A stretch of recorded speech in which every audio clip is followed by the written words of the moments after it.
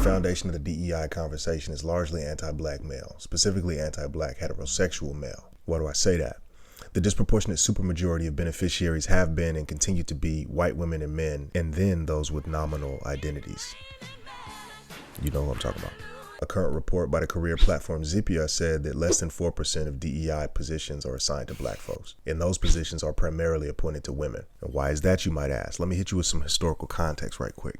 The efforts of black activists culminated in the Civil Rights Act of 1964. And that act saw the federal assignment of protected classes. This is basically certain identities protected from employment discrimination: race, color, religion, and national origin. Now you notice I didn't say sex, and we'll get to that in just a second. The most economically disadvantaged group in the United States at that time was black males, who constituted the majority of activists who were shedding blood for the movement. Black females were at that time, and are still in 2025, economically privileged over black men, both in terms of employment prospects and per capita income from social services. Nearly immediately after the legislation was enacted, gender was successfully adopted as an additional protected class, thanks to this woman.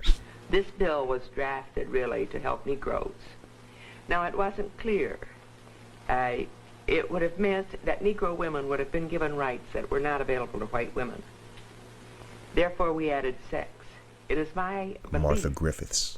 Ms. Griffiths was a member of the National Women's Party, an exclusively white, wealthy, feminist lobbying organization with a vested interest in the accrual of capital to white women. These white women were not beaten in the street. They were not lynched. They were not firebombed or mutilated or attacked with police dogs. They weren't even low income. In her address to Congress, Griffiths argued that illegalizing race discrimination without protection to gender would end up giving black women employment advantages over white women. She said, "A vote against this amendment today by a white man is a vote against his wife or his widow or his daughter or his sister.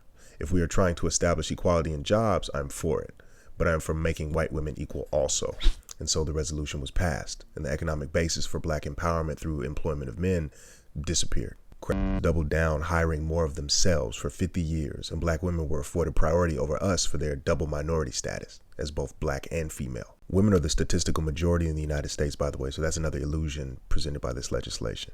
One of my favorites, the Honorable Minister Malcolm X, told us, if we can't do it, we should hush our mouths. If you can't do for yourself what the white man is doing for himself, don't say you're equal with the white man. If you can't set up a factory like he sets up a factory, don't talk that old equality talk. Brothers, these devils been running a game on us for 50 years. Don't get caught up. Live from West Coast Gotham, I am Quadro for the Black Male Journal. 1.